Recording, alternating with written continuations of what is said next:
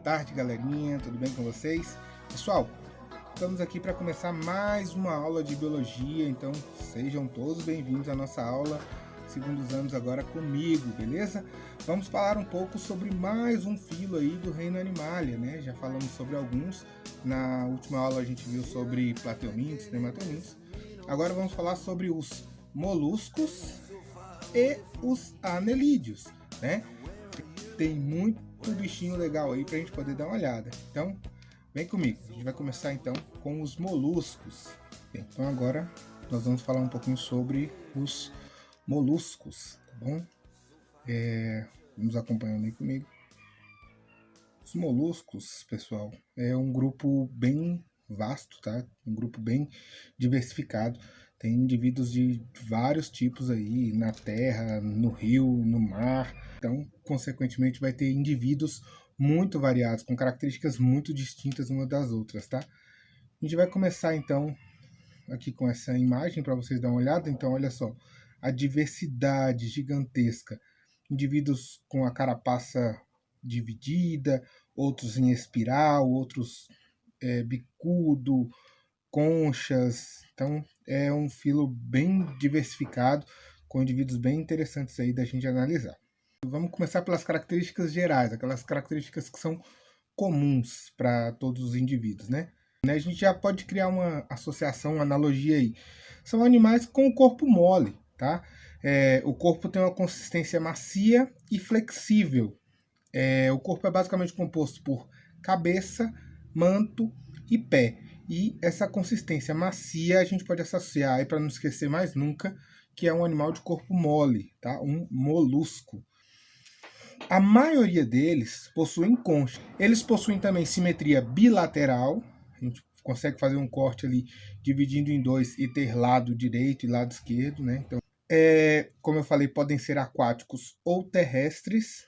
Basicamente, locomoção eles podem ser rastejantes, fixos, alguns são nadadores, outros são flutuantes. Então, é bem diversificado o grupo aí, tá bom? Vamos dar sequência aí.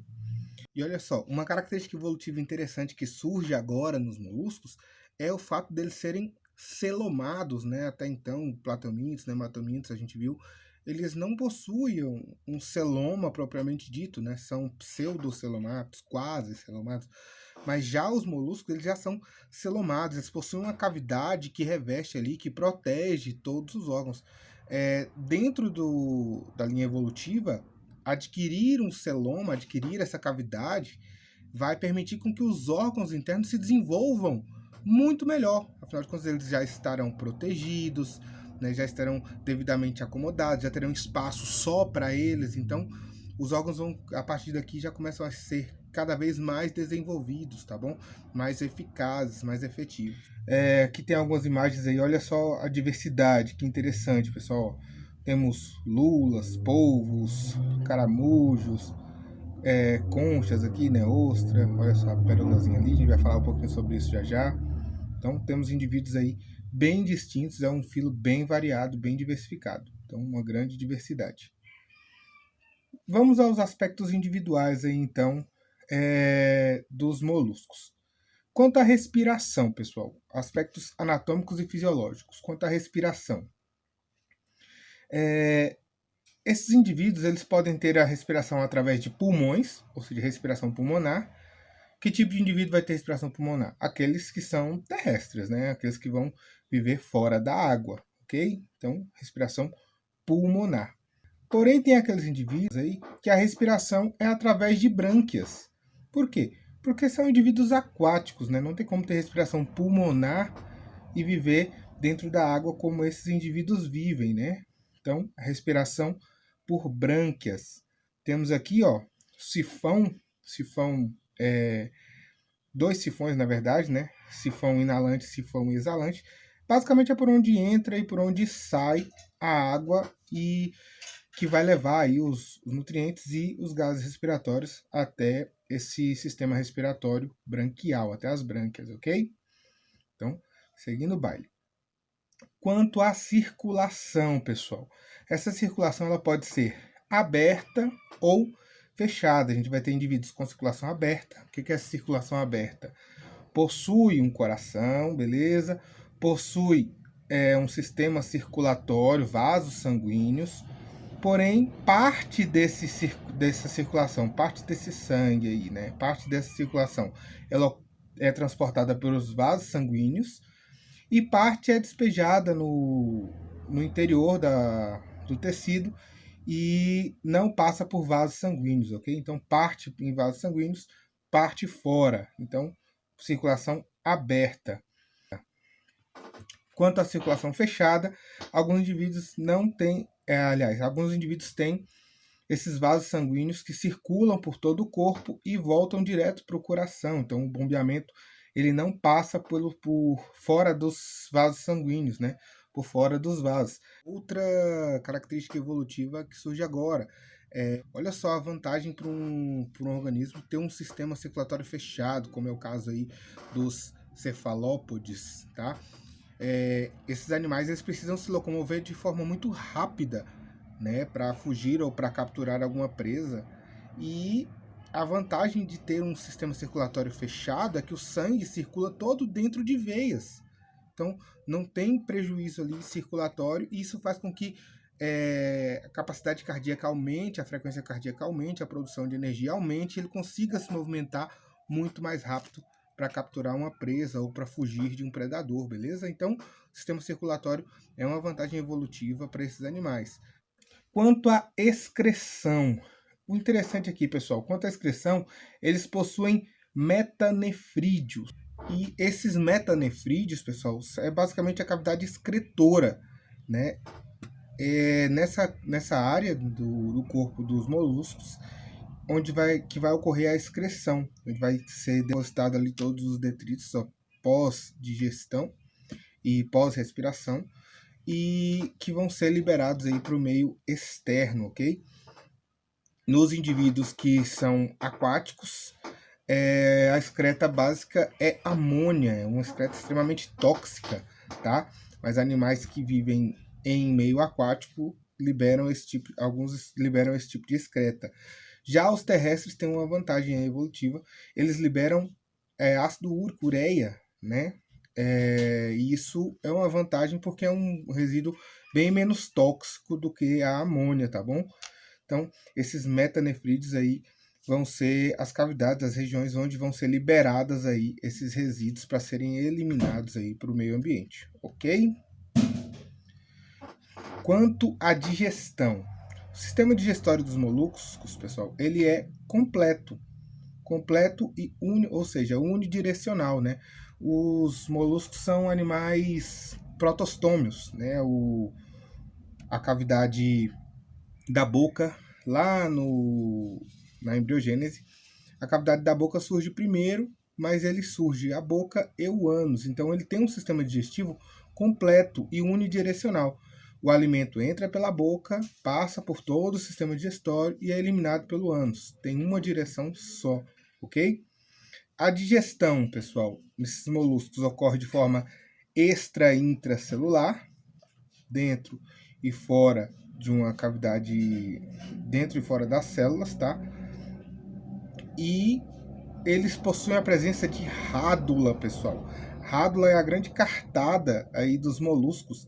É uma estrutura que fica ali próximo à boca, fica ali na boca, e essa estrutura ela é como se fosse uma lixa, né? Um ralo, onde ele vai estar sempre ralando, lixando ali a matéria orgânica que ele está procurando para se alimentar.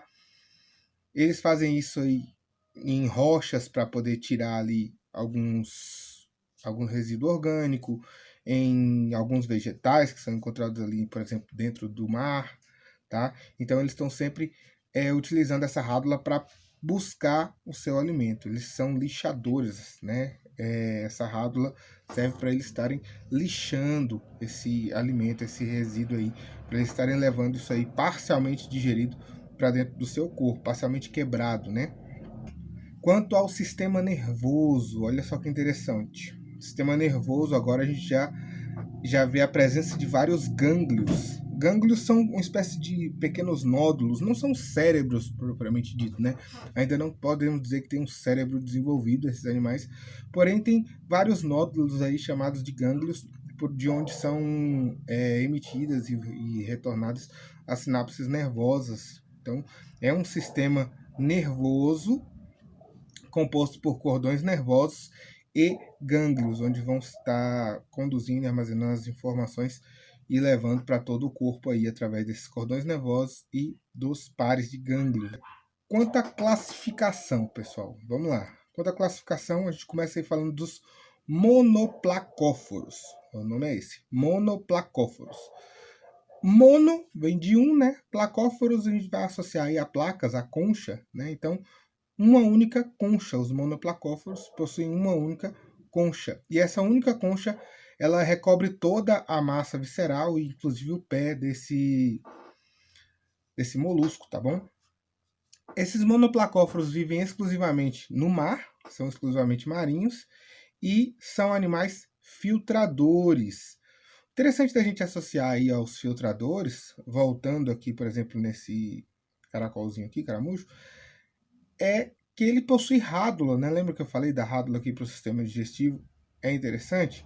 No caso desse daqui, ó, ele não vai possuir essa rádula, ele é filtrador, né? Ele vai ter uma cavidade por onde vai entrar o alimento, ele vai filtrar e vai jogar fora os resíduos aqui. Temos aqui o próximo, é o anfineuro. Próxima classificação, anfineuros. O anfineuro, pessoal, ele possui a concha formada por 8 placas. Não é uma concha única, né? Estão formadas por placas aí, 8 placas.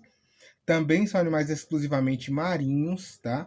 Geralmente em águas bem profundas e águas bem geladas. Eles gostam de regiões bem frias e escuras. Então são animais bem... não são animais tão comuns, não é um animal que você vai para a praia e vai acabar pisando no bicho desse, tá? Esse daqui já possui, então, a rádula, faz o processo de raspagem e a coleta do resíduo do alimento aí, para ser posteriormente digerido e excretado. Temos também os escafópodos, esses aqui também são popularmente chamados de dente de elefante. Aqui. Eles são dotados por uma concha cônica, pessoal, e essa concha cônica ela tem uma cavidade, duas cavidades, perdão, né, uma em cada extremidade. Eles são basicamente escavadores, você vai encontrar esse animal geralmente enterrado. Também são exclusivamente marinhos, vivem todos os indivíduos conhecidos vivem no mar, tá? E o interessante é que eles possuem pequenos tentáculos, tá? Mas basicamente a gente vai encontrar eles enterrados e esses tentáculos dificilmente vão estar para fora. Eles utilizam esses tentáculos para se movimentar.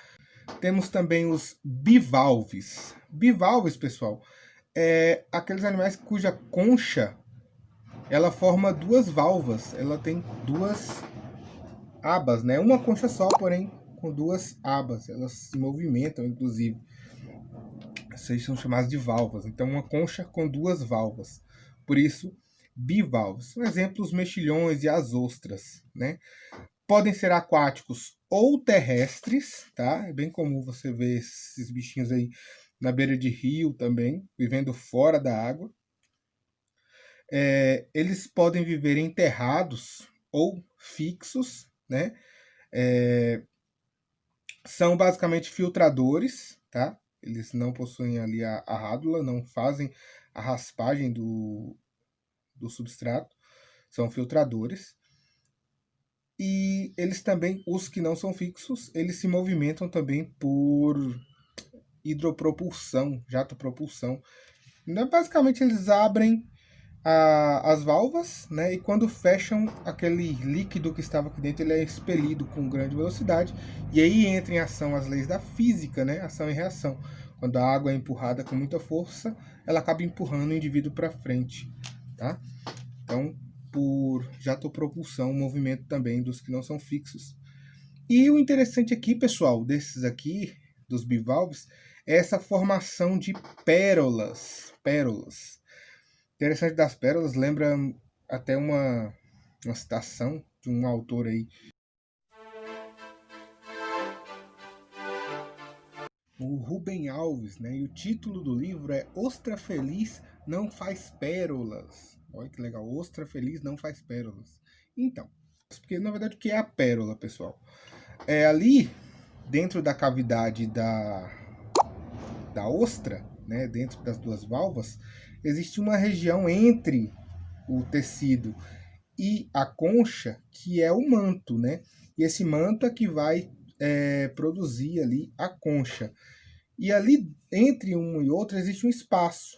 Quando cai algum detrito, um grão de areia ali dentro, isso incomoda, é igual uma pedra dentro do seu sapato. E a concha, a ostra, perdão, ela cria uma substância chamada nácar, que é para revestir esse resíduo, esse detrito, para deixar ele menos agressivo, né? Para causar menos desconforto. E aí vai revestindo esse detrito, revestindo, criando aquela camada por fora. Esse nácar aí vai criando aquela camada. E aí fica aquela coisinha cilíndrica, bonitinha, brilhosa, que é a pérola, tá? Então, ostras felizes não produzem pérolas. Quem é que tá feliz com a pedra no sapato, né? Mas as pérolas são muito bonitas. Ainda contra a classificação, nós temos também os gastrópodes. Gastrópodes. Esses gastrópodes são basicamente, a gente pode pegar pelo radical da palavra, aqueles que têm os pés na barriga. Gastro vem de digestivo, né? Barriga. E podes vem de pés, né? Os pés na barriga. São conhecidos aí os caracóis, caramujo, lesma. Podem ser terrestres ou aquáticos, tá? Temos aí as conchas, né? Os caracóis marinhos, temos as lesmas marinhas, então todos eles aí podem ser encontrados tanto na terra quanto no mar. Temos espécimes aí representando os dois ambientes. Os que possuem concha, né, são chamados de caramujos, caracóis. E os que não têm concha são chamados de lesma. E ambos, né, tanto os caramujos quanto as lesmas, são raspadores, possuem a rádula e aí vão se alimentar através dessa raspagem do substrato, ok? Temos aqui também, para mim, um dos mais interessantes do grupo dos moluscos, que são os cefalópodes, né? Cefalópodes, pegando ali pelo radical ali, por exemplo, dos gastrópodes, pés na barriga, os cefalópodes seriam os pés na cabeça, né? Aqueles cujos pés estão ligados logo abaixo da cabeça. Como exemplo, a gente pode citar aí os polvos e as lulas. Diferença, né? O pessoal sempre pergunta qual a diferença entre a lula e o polvo. Presença ou não de concha. Só que o interessante é que alguns falam, mas nenhum dos dois tem concha. Então, tem sim. O polvo não tem concha, né? Já a lula, ela possui uma concha, pessoal, só que essa concha é interna, essa concha é revestida por um tecido epitelial. Então, a concha da lula é interna, aquela cabeça da lula tem um formato triangular ali, mais agudo do que o do polvo, e aquilo ali é uma concha interna, tá bom? Os pés, que a gente fala aí sobre pés na cabeça, os pés são chamados de tentáculos, ok? E esses tentáculos têm diversas funções, desde locomoção quanto à captura de alimento. E esses aqui já possuem um sistema nervoso desenvolvido, tá bom? Sistema nervoso desenvolvido. Então, o polvo é um animalzinho muito inteligente. Teve até uma Copa do Mundo aí que tinha um polvo que estava prevendo os resultados dos jogos, né? O polvo Pou, não sei se vocês lembram aí. Eu lembro dessa bobagem. Então tá, seguindo o baile aí. A maioria dos cefalópodes são carnívoros, tá? Se alimentam aí de carne de outros animais, se alimentam de outros animais, peixes e outros indivíduos aí.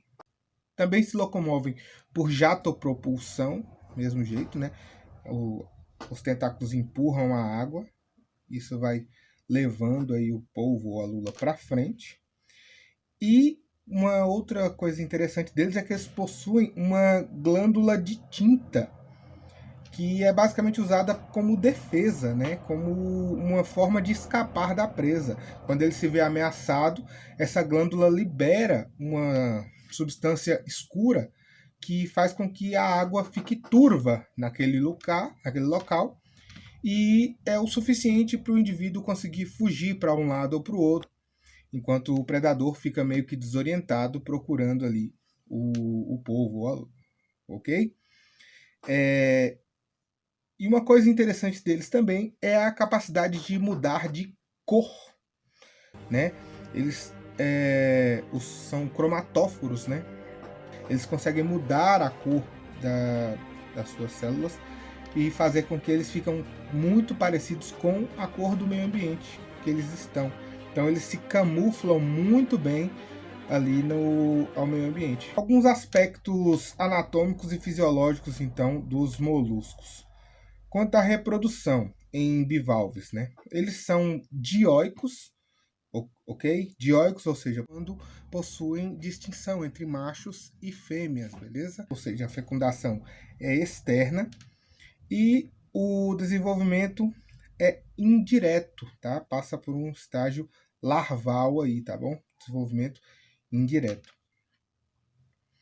Quanto à reprodução dos gastrópodes, esses já são monóicos, tá bom? O que é monóico?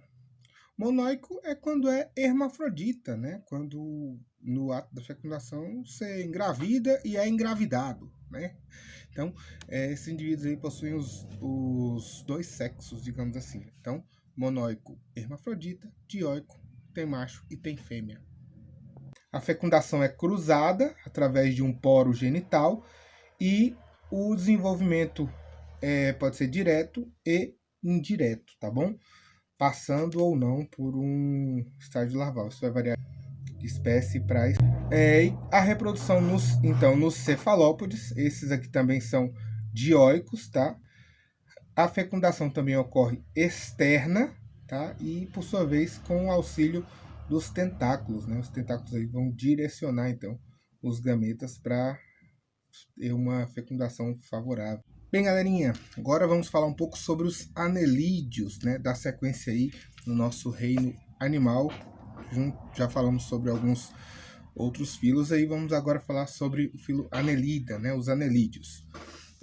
Vamos falar um pouco sobre as classes Oligoqueta, Poliqueta e Hirudine, tá? Basicamente a gente vai ter que lembrar que os mais importantes aí nesse grupo são as minhocas e as sanguessugas, tá bom? Então, vamos falar um pouquinho sobre elas aqui agora. Características gerais, pessoal, desse grupo aí. Primeiramente, eles são indivíduos que vão ter o corpo alongado. É bem parecido ali com o corpo vermiforme dos plateumintos e nemateumintos. Só que com uma diferença, né? No caso dos plateumintos e nemateumintos, serão vermes com corpo achatado. Nesse caso aqui, os anelídeos não têm o corpo achatado, né? O corpo deles é cilíndrico, tá? Tem uma forma de um cilindro. Eles também possuem simetria bilateral. Se a gente fizer um corte, a gente vai ter um lado direito e um lado esquerdo. São animais protostômios, né? A cavidade da boca se origina antes da cavidade anal no desenvolvimento embrionário. E uma característica evolutiva que surgiu aqui agora eles têm o corpo segmentado, né? Os outros indivíduos que estudamos antes, por exemplo, os moluscos, não tinham o corpo segmentado. Já os anelídeos possuem aí esses metâmeros, né? Que são cada gominho desse aqui é como se fosse um anel. E então, por isso que dá o nome anelídeo, né?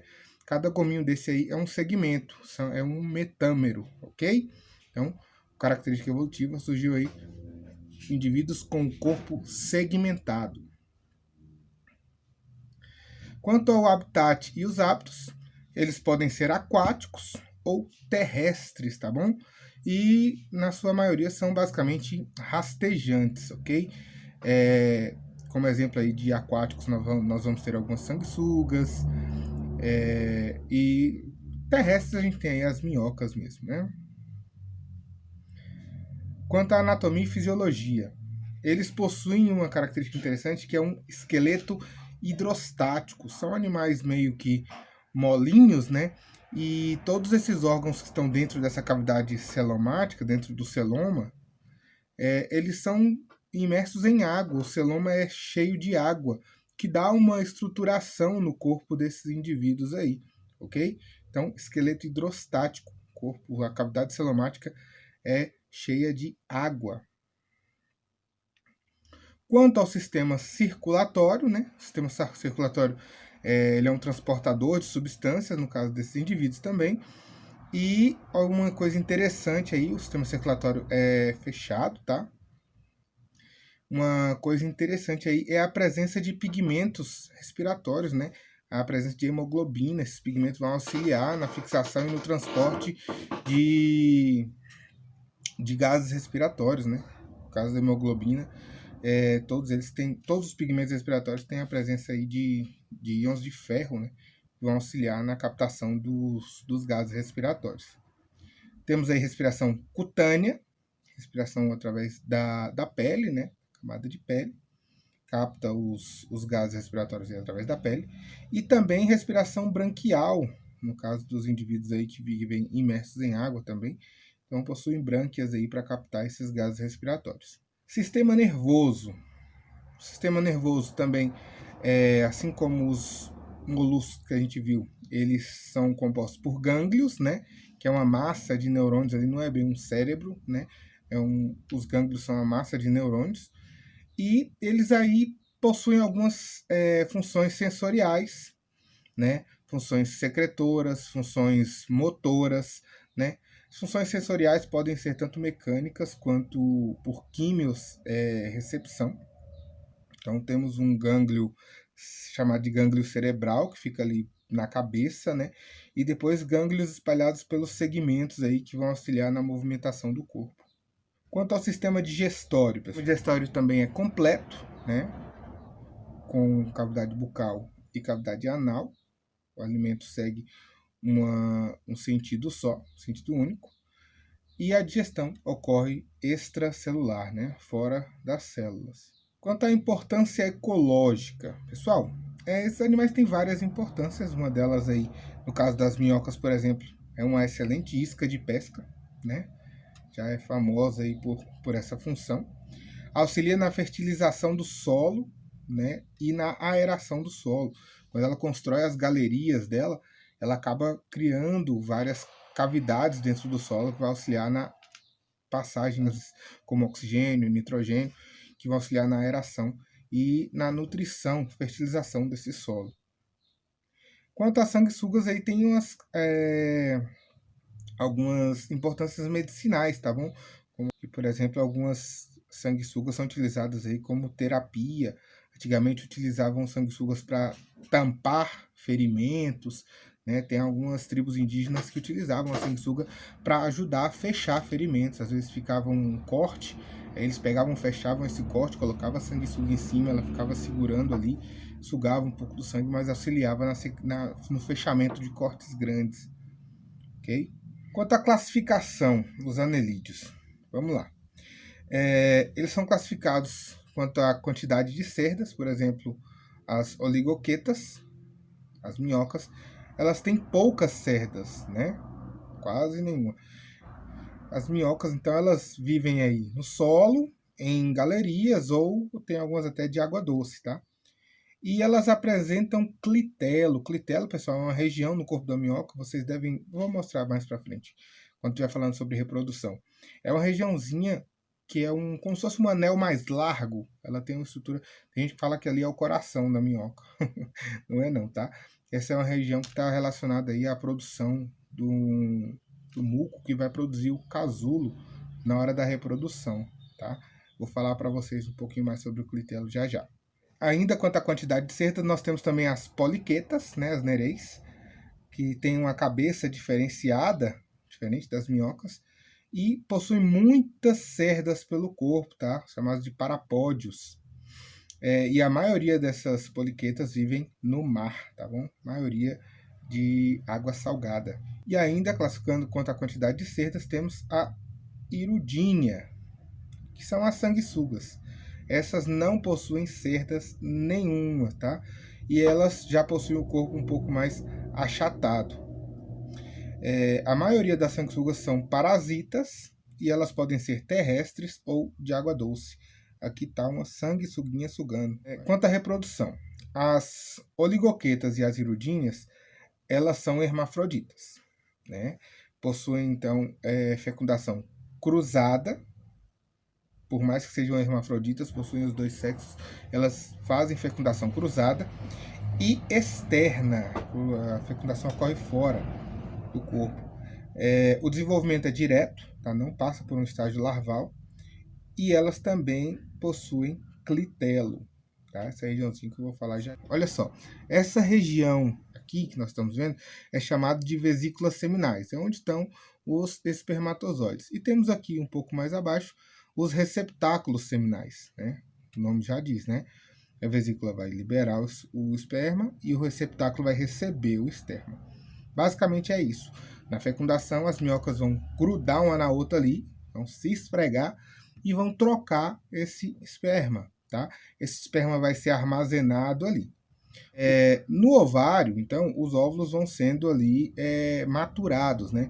Quando ocorre a maturação desses óvulos, eles são liberados ali numa espécie de casulo, que é um muco produzido ali pelo clitelo, tá? Esse muco fica revestindo ali a parede da pele da minhoquinha e os óvulos são liberados ali nesse lugar. E esse muco, então, ele vai escorregando, saindo aqui para fora da minhoquinha. Quando passa sobre a cavidade do receptáculo, os espermas são liberados junto aos óvulos e ali fora ocorre a fecundação. Ocorrida a fecundação, então, termina de liberar esse muco, esse casulo, ele se fecha e ali naquele casulo vai ocorrer a formação de uma nova minhoquinha, beleza? Então é basicamente assim que é a reprodução.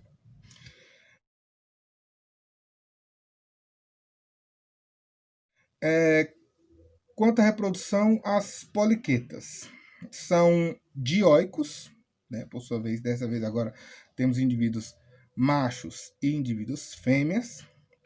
Os gametas são expelidos na água, tá? Então liberam os gametas, espermatozoides e ovos na água. A fecundação ocorre externa, claro, né? E o desenvolvimento é indireto, tá? Passa por um estágio larval aí, tá bom? Desenvolvimento indireto.